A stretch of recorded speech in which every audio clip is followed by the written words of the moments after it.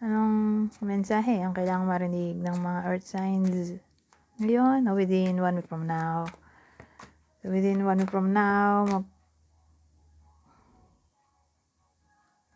ito ano to, wedding proposal para sa iba sa inyo. Pwede rin may darating sa buhay ng iba sa inyo. O dumating na siguro, who knows. Pero may secret admirer yung iba sa inyo. Someone na financially stable na.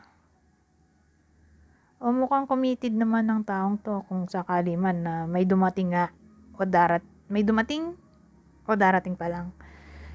Halimbawa yung iba sa inyo, may nanliligaw sa kanila. Mukhang mabuti naman ang intensyon. O baka darating pa lang kung di pa nami-meet. Pero kung di pa to nami-meet, someone younger siguro. Kasi page to younger sa kanila. Itong possible new love interest. Kung di pa nga nami-meet. Mukhang family oriented yung taong to.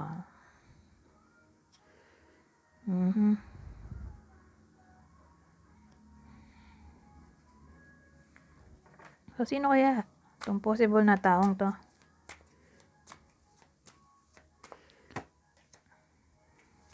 Cancer, Capricorn.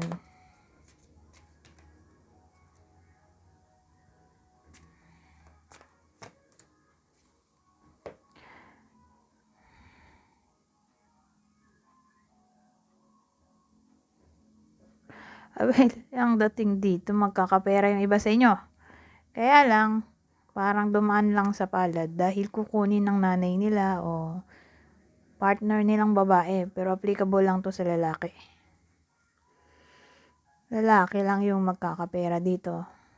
Pero for some reason, hindi nila ma-enjoy dahil may someone na kukuha ng pera na yon agad-agad.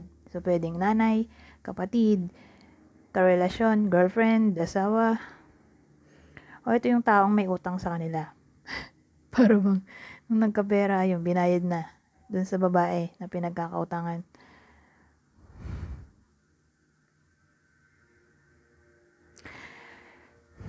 So, sino kaya tong possible na babaeng to? Na kukuha ng pera nyo. Kasi ano to small blessings o gift.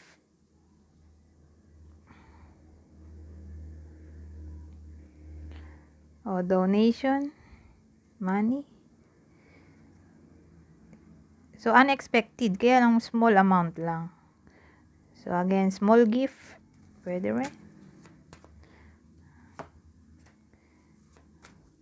So, sino tong babaeng to? Napasaway. Taurus, Cancer.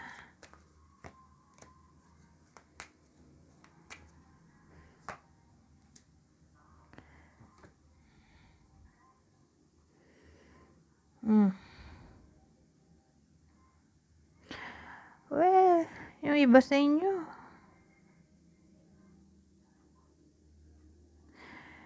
Para bang either nanay nyo to, kasi may tayo, Queen of Pentacles. So, babae siya, di ba?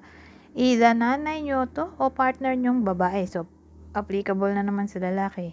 Na viewer, pero pwede rin naman sa babae. I-genderless na lang natin. So, yung babae dito na sinasabi ko na pwedeng nanay, karelasyon, kapatid, pinsan, ka-workmate, babae in general, ay magiging authoritative sa iba sa inyo. Hindi ko nga alam kung magkarugtong ba to. Ito at ito, pareho kasing queen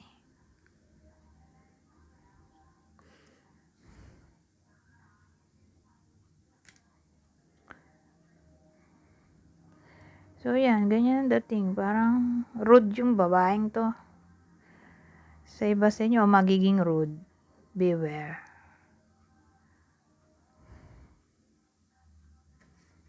Para siyang tawag dito, dictator.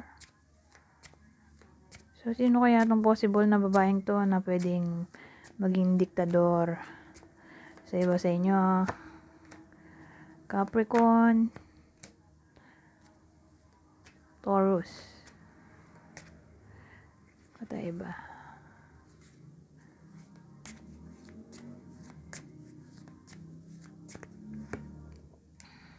Dreams come true. Have faith. Your rainbow will come smiling through. So, may dream o wish daw kayo na maaaring magkatotoo. Okay? So, yung iba sa inyo, ayan, baka magkatotoo ang kanilang wish o dream, pero tumalsik to. Ulitin ko na lang. Burning desire. Flames of passion ignite. Di sexual chemistry yan. Intimacy in short.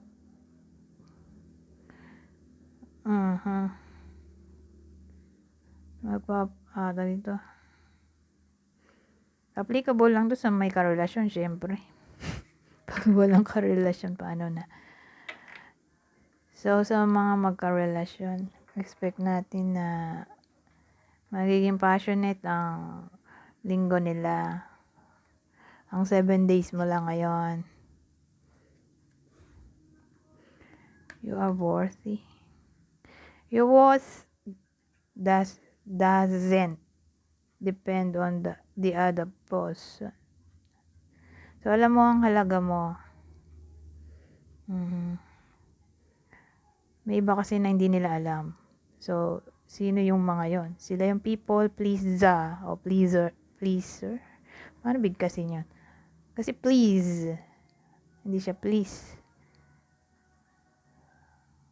Pleaser siguro. People pleaser in a way na mas mahalaga pa yung ibang tao kaysa sa sarili nila. Sila yung madalas na namamanipulate o nababrainwash. Sila yung selfless na tao. Na para bang bago niya unahin sarili niya, yung ibang tao muna. So, kung hindi niya nakukuha yung gusto niya dahil iniisip niya palagi yung ibang tao. Kung saan sila masaya. Although di siya masaya doon sa gusto nilang mangyari, go na rin siya. Ganyan. So, dito, malalaman na ng iba sa inyo ang kanilang halaga. Parang, dun mabubuo ang self-respect. Ito, last na to.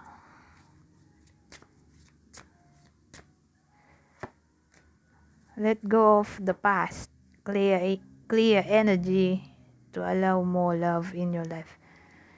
So, yung iba sa inyo, kailangan na talaga i-let go ang nakaraan o someone sa nakaraan para daw may mamit silang bago o para dumating na tong bagong new love oh my god, para dumating tong new love interest o who knows, para dumating na ang tamang tao para sa iba sa inyo. So kung may ex, let go na daw, okay? Para sa iba sa inyo. Pero sino kaya tatamaan itong last spot na to? Sino yung kailangan mag-move on? So, sinong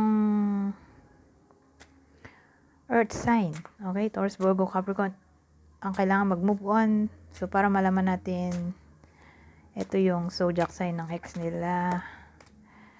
Aries, Gemini. Aries o Gemini. O Aries at Gemini. Anyways, hanggang dito na lang. Goodbye for now.